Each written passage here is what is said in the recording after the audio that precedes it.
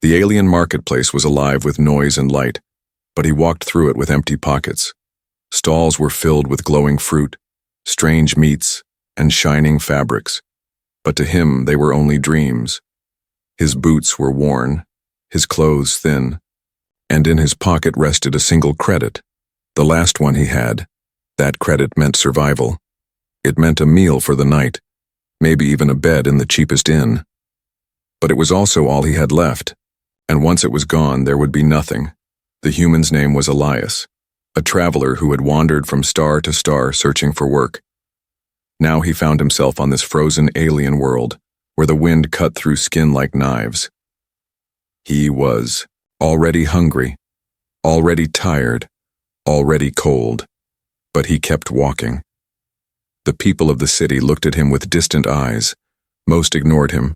Some laughed at his worn shoes. Humans were rare here, and to them, he was only another desperate drifter. Then, he saw her. In the shadow of a stall selling heated stones, an alien woman sat curled against the wall. Her skin was pale, a strange shade between silver and blue, her thin clothes ripped and useless against the cold. She shivered violently, hugging her, arms around herself. Her eyes were downcast and no one even looked at her. They walked past like she was invisible, like she was not even alive. Elias stopped, staring at her. The single credit in his pocket felt heavy. If he used it on food, he would live one more night.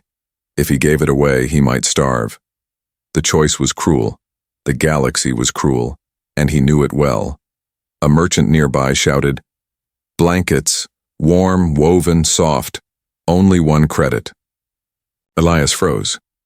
He turned his head and the merchant held up a thick blanket glowing faintly with heat. It was worth exactly what Elias had. He looked at the alien widow again. He could tell she was a widow. Her wristband carried the black mark of loss. On this planet, widows were considered worthless, without status, without honor. That was why no one helped her. His stomach growled, his throat dry, his body weak. But his heart was louder. He walked to the merchant, placed the last credit on the table and pointed at the blanket. The merchant raised an eyebrow. "For you?" Elias shook his head. "For her."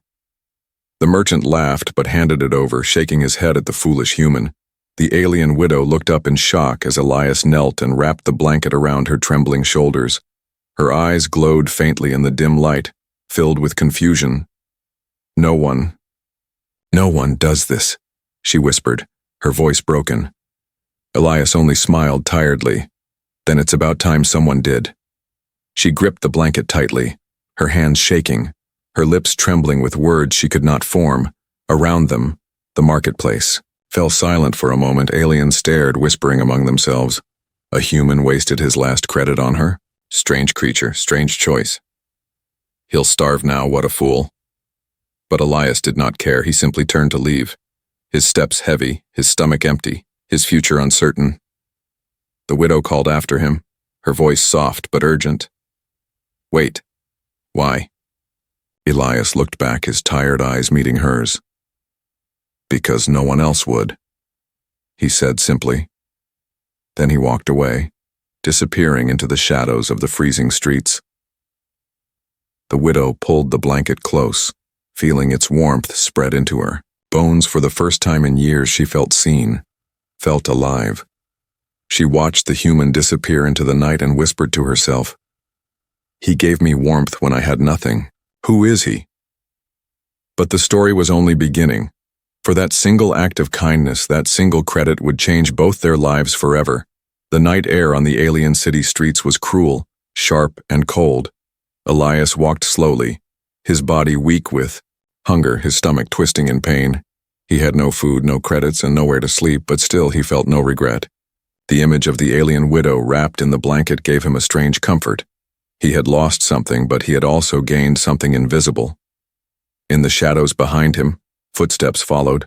The widow had risen from the place where he left her. The blanket still around her shoulders, her glowing eyes fixed on the human. "Wait," she called softly, almost afraid of her own voice. Elias turned, tired but calm. "Why are you following me?" She lowered her head. "You gave me warmth. I cannot let you go alone." He almost laughed, but not in cruelty. "You owe me nothing," he said. "Keep the blanket. That is enough." But she shook her head, her voice trembling. "No one gives without wanting something, but you asked for nothing. That is why I cannot leave you." Her words struck him, but he said nothing more, and together they walked, side by side, through the empty streets lit by flickering neon lights. The city was not safe at night. Shadows moved, whispers echoed, the kind of whispers that hunted the weak. Soon a group of alien men stepped out from the darkness, their eyes sharp, their smiles cruel. "Well, well, look at this," the leader hissed, his skin scarred with old battles.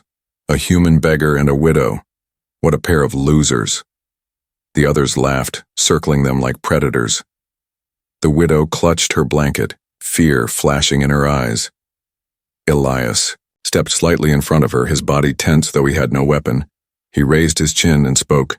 "Leave us." The leader grinned. "Or what? You'll fight? You'll bleed? A starving human has no power here." One of the men shoved Elias, and he stumbled but did not fall. The widow cried out, but Elias lifted a hand, calming her. He stood tall again, even though his body trembled. From hunger. "Power isn't only about strength," he said, his voice steady. "It's about doing what others won't." The leader snarled, then punched him in the stomach. Elias gasped, collapsing to his knees, but he still tried to shield. The widow behind him. The aliens laughed louder. "Look at the fool. He protects alien trash with his own body." The widow's heart burned with a mix of fear and anger. She wanted to scream, to fight. But she was powerless. Her people had taught her that widows were nothing, that silence was her only role, but this strange human refused to accept it. Even broken, even bleeding, he still placed himself before her. The gang kicked Elias again, their cruelty growing. But instead of begging, Elias looked up at them, his eyes fierce. "You call me a fool," he said through bloodied lips. "But fools change the world. Cowards never do." For a moment the gang leader froze, startled by the fire in the human's voice. Then he spat on the ground. "Let him rot," and motioned for his men to leave. They disappeared into the night, their laughter fading into the wind. Elias collapsed onto the cold stone street, groaning. The widow rushed to him, tears filling her glowing eyes. She placed his head on her lap, clutching the blanket tighter around both of them. "Why?" she whispered, her voice breaking. "Why do you risk yourself for me?" Elias coughed weakly, a bitter smile on his lips. "Because no one else would," he repeated, the same words from before. The widow pressed the blanket over his body, trying to keep him warm. Her hands shook as she whispered a promise. "Then I will not leave you either. I will share your pain. You will not suffer alone." The vow was soft, but strong, and Elias heard it even in his fading strength. For the first time since her husband's death, the widow felt a spark of purpose. She had been invisible to her, people, unwanted, forgotten, but to this human she mattered enough for him to bleed. The cold winds blew harder, but under the blanket they held on, two broken souls in a cruel galaxy. And though the night was long, the widow kept watch, her eyes never leaving the human who had chosen kindness over survival. At dawn, the streets filled again with life.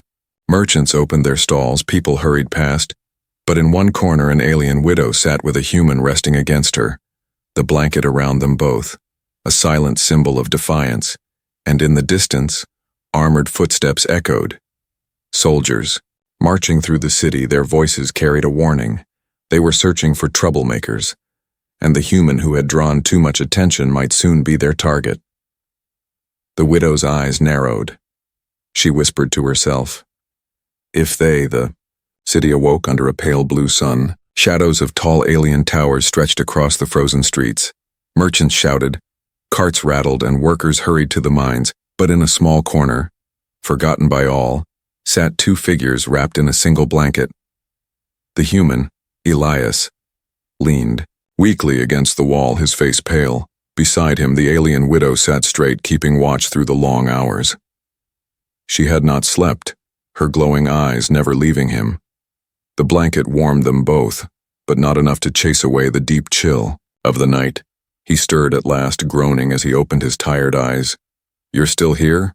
he whispered, surprised to see her waiting. She nodded firmly, though her voice trembled. "I said I would not leave you." He gave a faint smile, then coughed painfully, his ribs aching from the beating. The widow looked around, but there was no one who cared. People passed them without a glance. In this city, weakness was invisible. Pain was ignored. Still, she pulled the blanket tighter around him, shielding him from the wind. "You gave your last credit for me," she said softly. "Now I give what little I have for you." Elias closed his eyes, his hunger biting deep. Her words warmed him more than the blanket could. He whispered, "You don't even know my name." She looked down, ashamed, then asked quietly, "What is it?" "Elias," he answered. "And you?" Her lips trembled before she spoke. "Sira."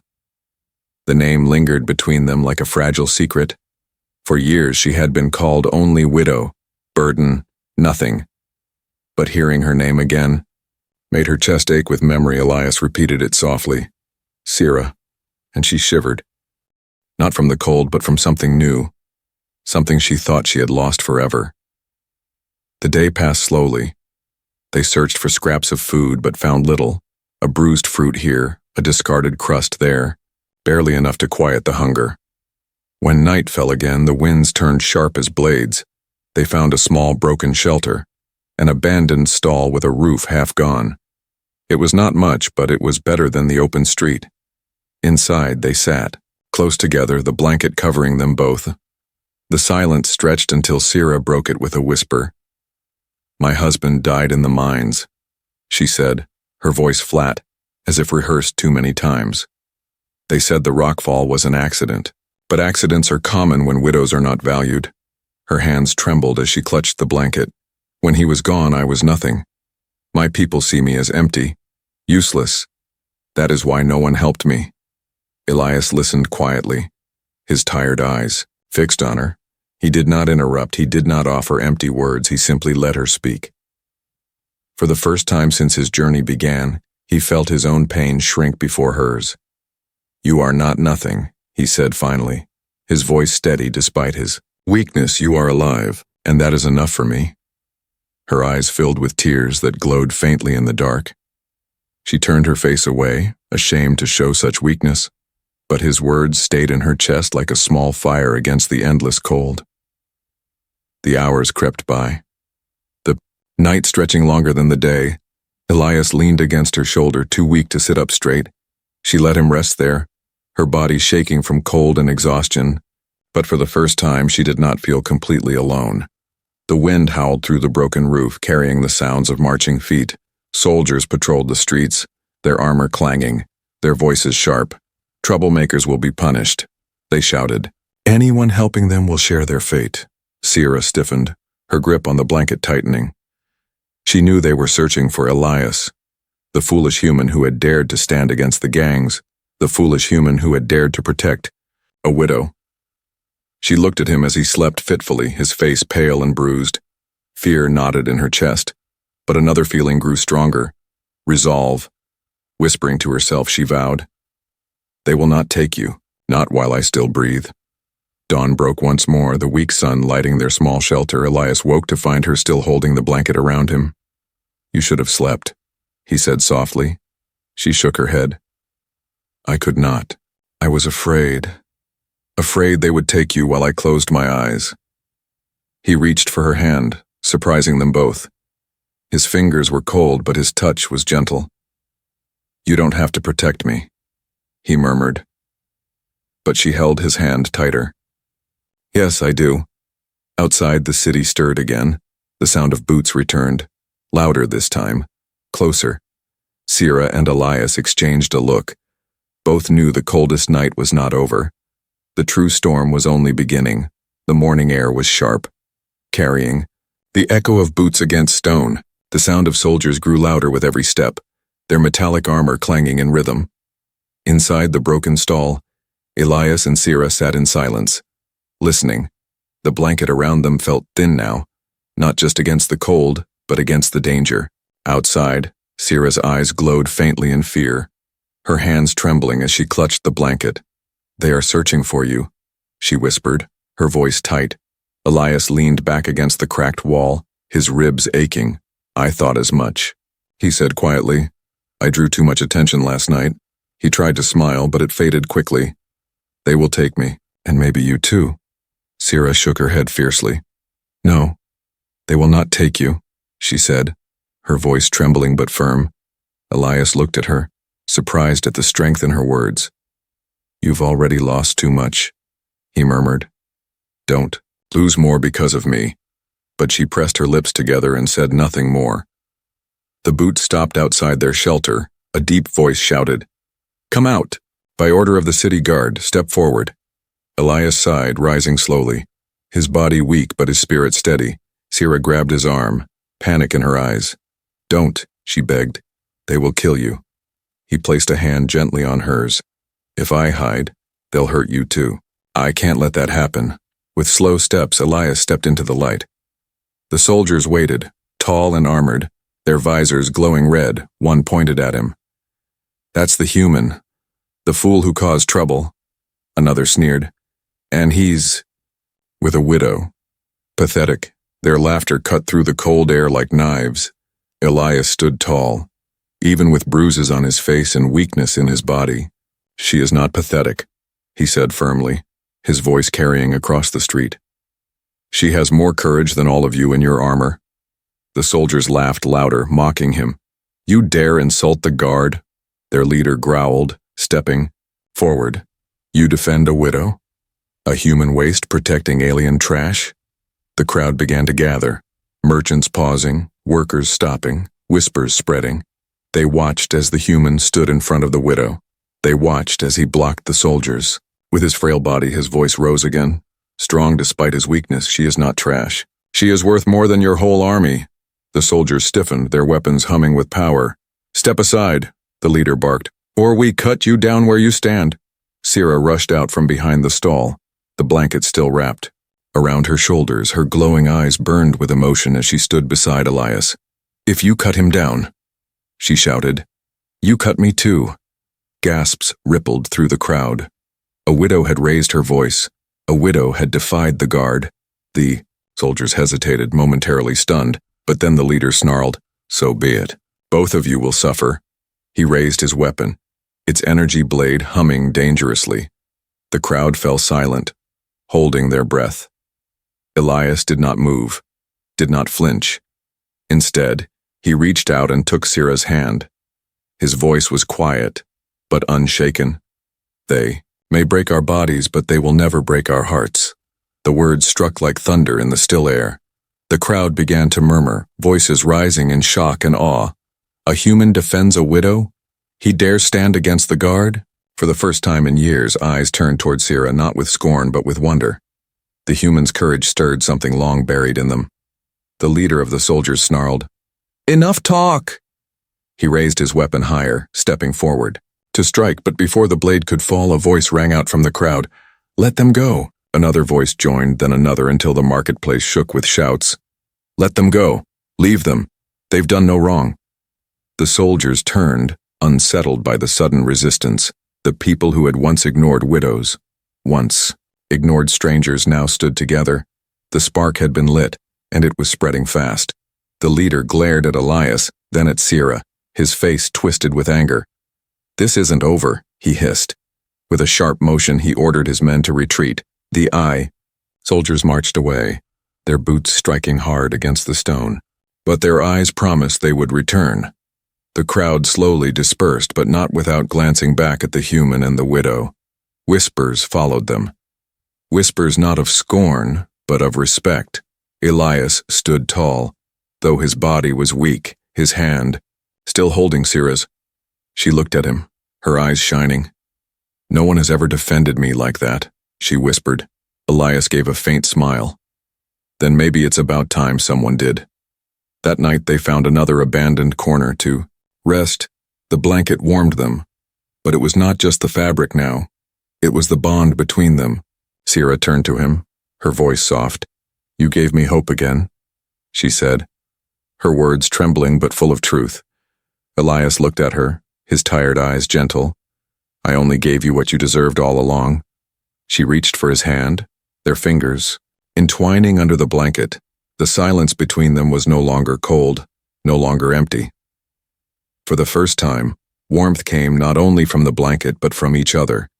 But outside, in the darkness, soldiers planned their return, and Elias and Sierra's fight for survival, and for love, was only beginning.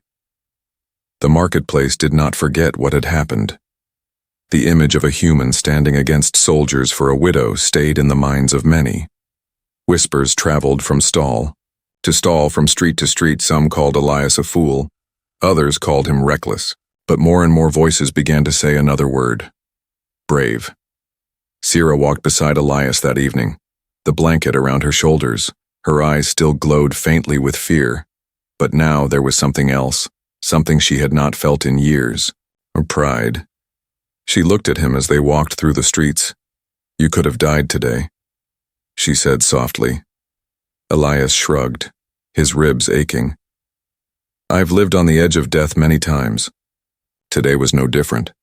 Her grip on the blanket tightened. "It was different to me." They found shelter in an abandoned hut at the edge of the city.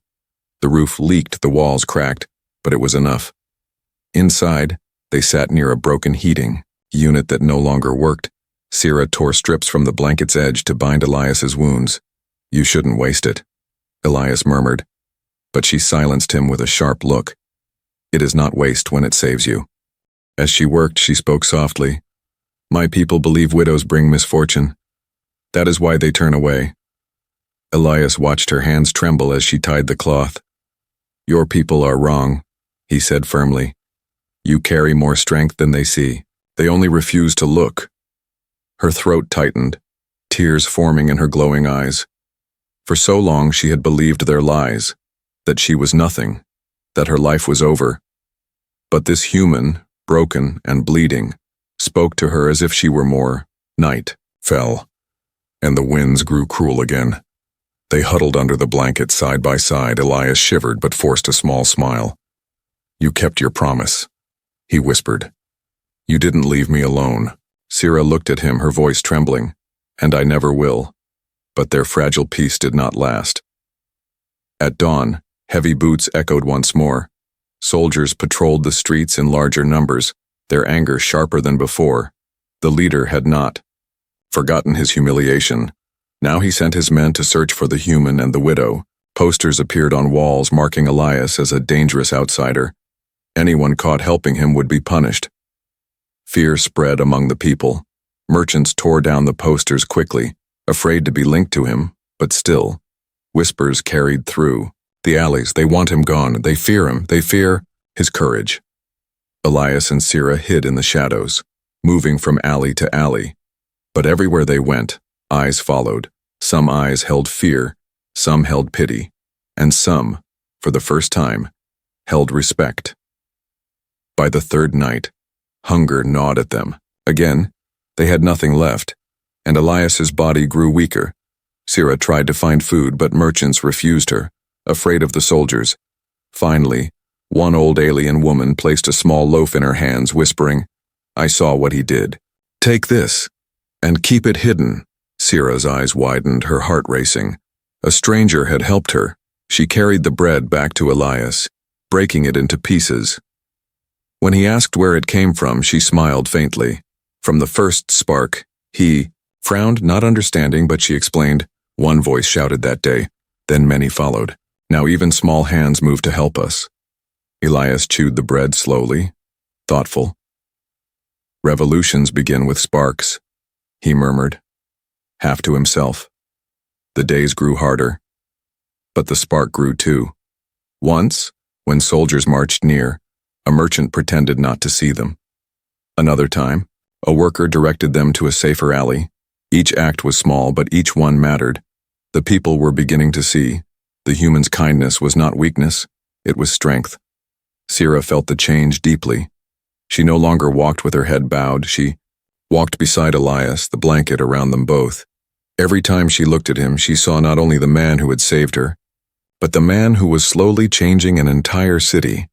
One evening, as they sat in the abandoned hut, she looked at him seriously, her voice trembling. "You gave me hope, Elias. Hope I thought was gone forever." He looked back, exhausted but gentle. "I only gave you what you deserved." Her chest ached with feelings she did not know how to name, but she reached for his hand and he did not pull away. Outside, the winds howled through the city streets. Soldiers still hunted. Danger still surrounded them, but in the darkness, something brighter had been born. A spark that could not be silenced. And in that spark, the first threads of love began to weave between a human and a widow. But sparks once lit do not only give light, they also draw eyes. And in the far corner of the city, the soldier leader slammed his fist against a table. "Tomorrow," he snarled, "we burn the spark before it becomes a fire." The city was restless. Soldiers searched every alley, every abandoned hut, their armored boots pounding like war drums. But in one forgotten corner, behind broken walls and a ruined roof, Elias and Sierra found a fragile piece. The blanket that once saved only her now covered them both, a shield against the cold and against despair. Days passed in hardship, yet something inside them changed. They shared scraps of food, stolen moments of quiet, and whispers in the dark. Elias's wounds healed slowly under Sierra's care. Every night, she wrapped the blanket tighter around him, her hands careful, her eyes full of unspoken fear. And every morning he woke to find her still there, never leaving, never abandoning. One evening, Sierra returned with a few wilted vegetables offered secretly by a merchant woman. She cooked them over a small flame, the smell filling their tiny shelter. Elias watched her quietly, noticing the way. Her silver-blue skin glowed in the firelight. For so long she had been seen as nothing, as invisible. But here, in this small space, she seemed more alive than the whole city outside. She caught him staring and lowered her eyes, embarrassed. "You should eat," she said softly, pushing the food toward him. He smiled faintly, shaking his head. "You eat first. You found it." Her lips pressed together, her voice trembling. "If you starve, who will protect me?" Elias chuckled weakly. "You protect me more than you know." That night, the wind roared outside. The blanket became their small world. They huddled close, their bodies warming each other. Sierra whispered into the silence, her words fragile. "When my husband died, I thought my heart froze with him. I thought love was gone forever." Her voice broke, but she continued. "Then you came with a blanket. You gave me warmth when no one else would." Elias turned to her, his eyes tired but gentle. "I didn't give you warmth," he said softly. "You already had it. You just needed someone to remind you." Her chest ached with a strange, powerful feeling. She reached for his hand, hesitating only for a moment before holding it. The contact was simple, yet it made her feel more alive than she had in years. Silence stretched between them, but it was not empty. It was filled with breath, with closeness, with something unspoken but undeniable. Sierra rested her head on his shoulder, her glowing eyes closing slowly. For the first time in a long time, she felt safe, and Elias, though exhausted and broken, felt a peace he thought he would never know again. The days that followed deepened their bond. Together they searched for scraps, patched holes in the roof, and shared stories. Elias told her of Earth, of oceans wider than worlds, of forests taller than towers. Her eyes widened, filled with wonder at a place she had never seen. She told him of her childhood, before the mines, before loss, when she still dreamed. He listened as if her words were treasures, each one precious. Slowly, laughter returned to Sierra's lips, at first soft, uncertain, then brighter, stronger. The sound surprised even her, echoing in the broken hut like music.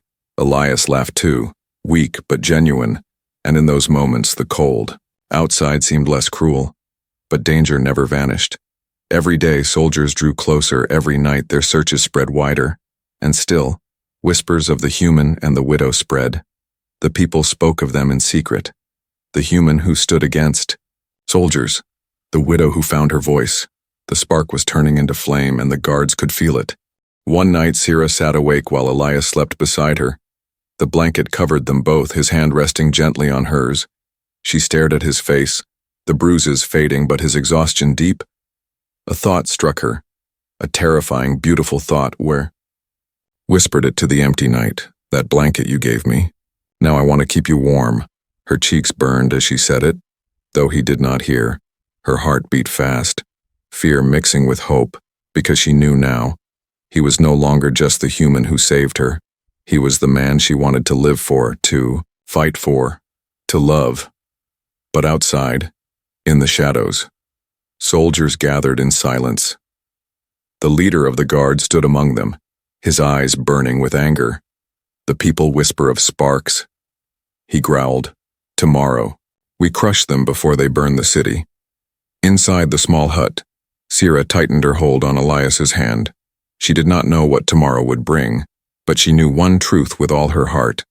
She would not let the fire inside them die. The city stirred under a heavy silence. Whispers filled the streets like hidden winds. Everyone knew the soldiers were preparing something. Everyone knew the human, and the widow had become more than just two forgotten souls. They had become a symbol, spark. In the broken hut, Elias woke to the sound of marching outside. The air was tense, the ground trembling with armored boots. He sat up slowly, his body weak but his mind sharp. Beside him, Sira clutched the blanket around them both, her glowing eyes full of fear. "They're coming," she whispered, her voice barely a breath. Elias placed a hand over hers, steady despite the danger. "Then we face them together," he said. The door burst open and soldiers flooded in, weapons raised. Their leader stepped forward, eyes burning with hate. "You've caused enough trouble. Human," he snarled. "You turned whispers into voices. You made a widow forget her place." His weapon crackled with energy, ready to strike. But Elias stepped forward, shielding Sira with his body. His voice rose, clear and steady. "You call kindness trouble. You call love rebellion. But the truth is simpler. We are alive, and that is enough reason to stand." The soldiers laughed, but the crowd gathering outside did not. They pressed closer, their whispers rising. "He's right," one voice said. "He speaks for us," another added. The leader's eyes flickered with unease. Sira moved to stand beside Elias, no longer hiding, no longer silent. Her voice shook the air, strong for the first time in years. "I was nothing to you. A widow. A burden. But this human gave me warmth when you gave me only cold. If that is rebellion, then I will never stop rebelling." The crowd gasped, their glowing eyes fixed on her. For so long she had been invisible. But now they saw her. Clearly, the leader roared in anger, raising his weapon to strike. But before he could, the crowd surged forward. Merchants, workers, even children pressed into the street. They shouted as one, their voices thunder. "Leave them. Let them go. You will not touch them." The soldiers hesitated, their strength suddenly powerless against the will of the people. The leader spat on the ground, glaring at Elias and Sira. "This city will regret this," he hissed. Then, with a sharp command, the soldiers pulled back. The sound of boots faded, leaving only the voices of the crowd. For the first time, the city felt alive with unity. Elias stood in the center, bruised and exhausted, holding Sira's hand. He looked around at the people, his voice calm but strong. "You are not weak. You are not broken. You only forgot your strength." The words spread like fire through the crowd, and in their hearts the spark grew into flame. Later, when the noise had quieted and the people had dispersed, Elias and Sira returned to their hut, their blanket waiting. They sat together in silence. The world outside still uncertain, but for the first time the silence was not heavy, it was warm. Sira turned to him, her eyes soft. "You gave me hope, Elias. You gave me back my life." Her hands trembled as she held his, "And you gave me more than a blanket. You gave me love." Elias looked at her, his tired eyes filled with something stronger than pain. "And you gave me more than survival. You gave me a reason to keep living." That night, under the same blanket that had started it all. They lay, side by side, no longer strangers, no longer broken. The blanket was no longer just fabric. It was a symbol, a reminder of one last credit spent, and the love that had grown from it. The city outside would still face battles. The soldiers would return. Challenges would rise. But in that small hut, something unshakable had been born, the human and the widow. Together, a bond stronger than cold, stronger than fear, stronger than death. Sierra rested her head on his chest, listening to his heartbeat.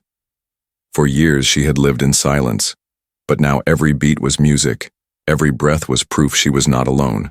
Elias wrapped the blanket tighter around her, his voice low but sure.